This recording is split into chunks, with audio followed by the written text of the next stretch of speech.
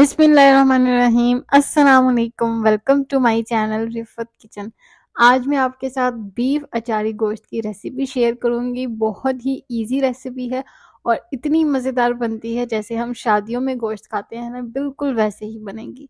तो रेसिपी को लाजमी ट्राई कर लेना। चैनल पर नए हैं तो चैनल को सब्सक्राइब कर दे, वीडियो को लाइक कर दे और दोस्तों के साथ शेयर करना मत भूलिएगा। तो रेसिपी बनाना स्टार्ट करते हैं। बिस्मिल्लाहिर्रहमानिर्रहीम। इसके लिए मैंने बोनलेस 1 किलो बीफ का गोश्त लिया है और इसमें मैं डालूंगी 2 खाने के चम्मच अचार गोश्त का मसाला। आप कोई भी ब्रांड का अचार गोश्त का मसाला ले सकते हैं। और इसमें हम डालेंगे 2 खाने के चम्मच अदरक लहसुन का पेस्ट और इसमें मैं शामिल करूंगी आधा किलो दही। ये मैंने 1 कप दही ली है और उससे थोड़ी सी ऊपर दही ली है और इसको अच्छे से मिक्स कर लेंगे। अचार गोश्त में बहुत कम मसाले होते हैं तो इसीलिए थोड़ा-सा हम इसमें और मसाला शामिल करेंगे, जैसे नमक, मिर्च और हल्दी। आप चाहें तो शामिल कर सकते हैं। अगर आपको बहुत लाइट मसाला पसंद है तो आप सिर्फ़ ये पैकेट का मसाला ही शामिल कर सकते हैं। तो इसमें मैं थोड़ा-सा नमक शामिल करूँगी, आधा खाने का चम्मच लाल मिर्च का पाउडर और आधा खाने का चम्मच ही मैं इसमें हल्दी पाउडर शामिल करूँगी। और ये बेसिक से मसाले डालने के बाद आपने इसको मिक्स कर लेना है और इसको मैरिनेट होने के लिए छोड़ देना है।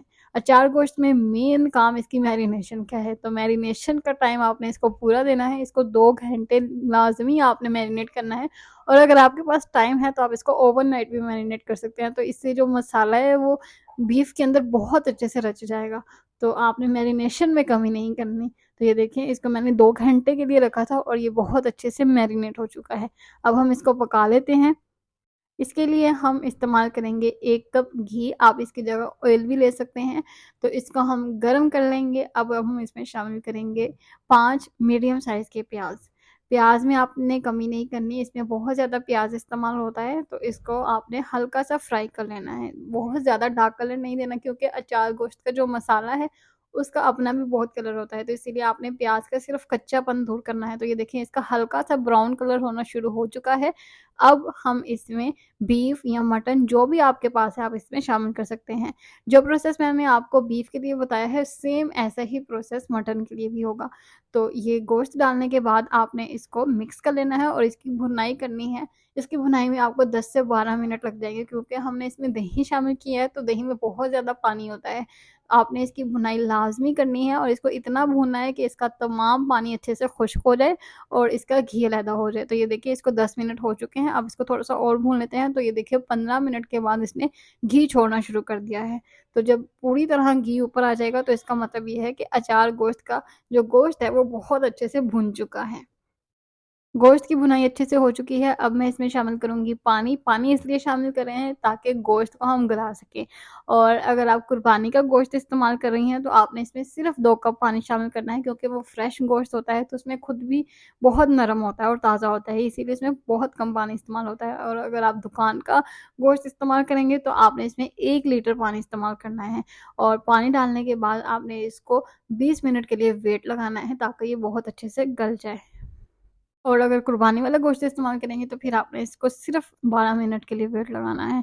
तो जब तक वेट लग रहा है तब तक हम मिर्चें तैयार कर लेते हैं जो हमने अचार गोश्त में डालनी है क्योंकि मेन काम तो मिर्चों का ही है। अगर आपके पास मोटी वाली मिर्चें हैं तो आप वो भी इस्तेमाल कर सकते हैं। मेरे पास ये बारीक वाली हैं इसलिए मैं ये इस्तेमाल कर रही हूँ। तो जो अचार गोश्त हमने 1 पैकेट लिया था वो आधा पैकेट मैंने वो गोश्त के अंदर डाल दिया है और आधा पैकेट मैंने इस मसाले के लिए रखा था जो हम मिर्चों के अंदर लगाएँगे। तो जो मसाला हमने रखा था उसके अंदर हम थोड़ा-सा नींबू का रस शामिल करेंगे और इसको पतला-सा पेस्ट बना लेंगे। तो इसको हम मिर्चों के अंदर लगा लेंगे इस तरह से। इसी तरह तमाम मिर्चों के अंदर आपने अच्छे से मसाला को भर लेना है। अगर आपके पास मोटी वाली मिर्चें हैं तो वो तो बहुत ज़्यादा ही अच्छी हो जाएँगी क्योंकि उसमें बहुत आसानी से मसाला भर जाएगा। तो इस तरह मैं तमाम मिर्चों को अच्छे से भर लूँगी।